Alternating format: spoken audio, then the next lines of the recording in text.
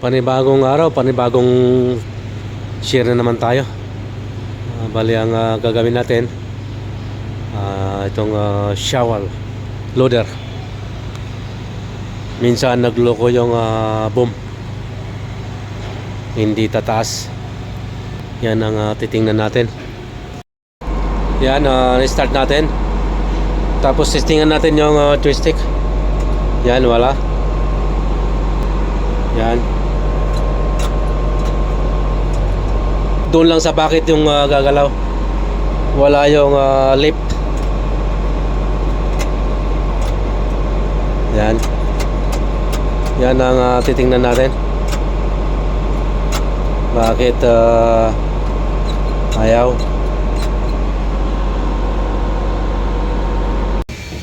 Dito yung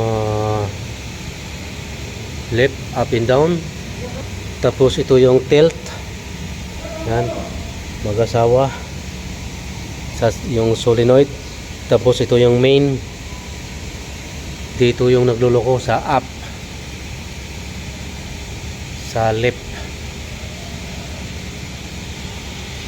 Titingnan natin yung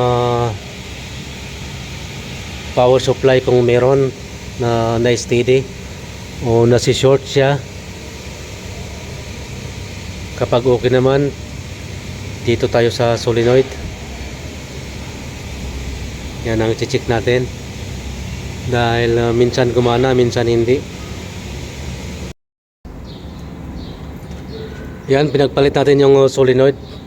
Yung dito sa baba na tilt, inilagay natin dito sa left para matesting natin kasi gumagana itong isa. Ito yung sa left, ito yung nagluloko. Kung lilipat, may problema sa solenoid. Yan ang pang testing natin. Nilipat lang natin para alam natin kung lilipat yung problema.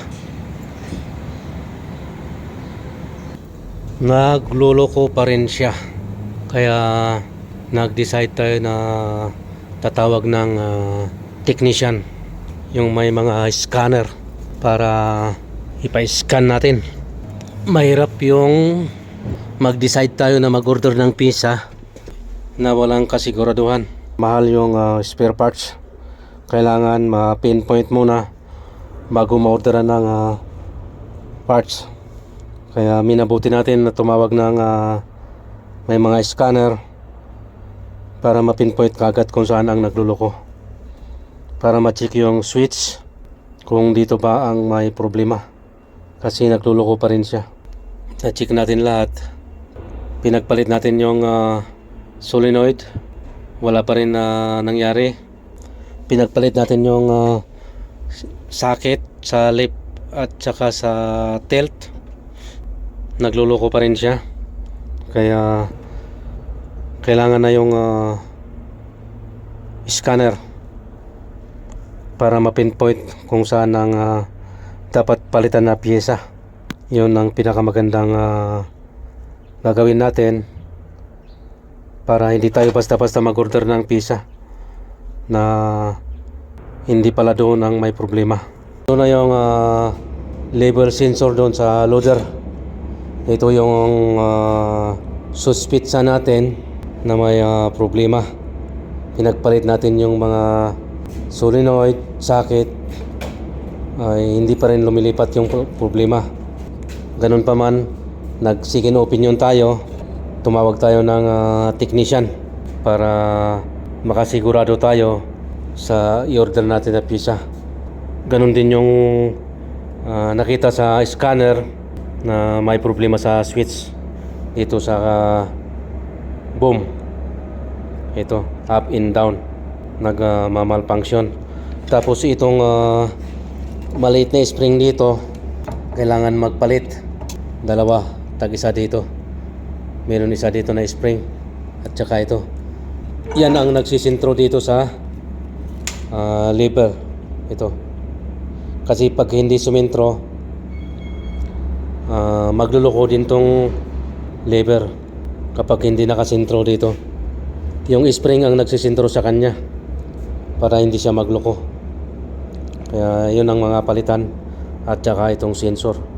ang dapat mapalitan.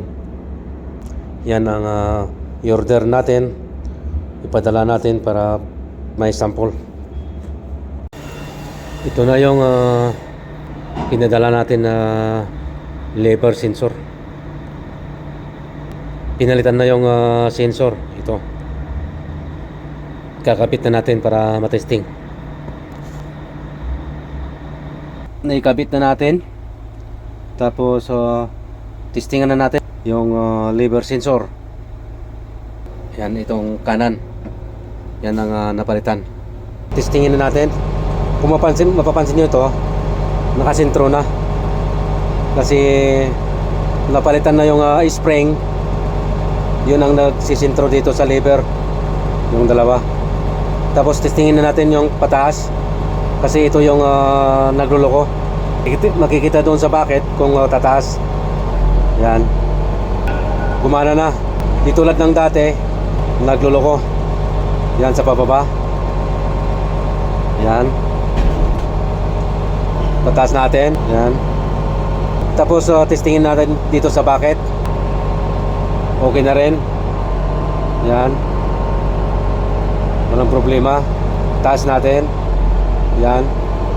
Dati hindi ganun ka-accurate yung lever na ito. Yung luma. Ngayon okay na siya.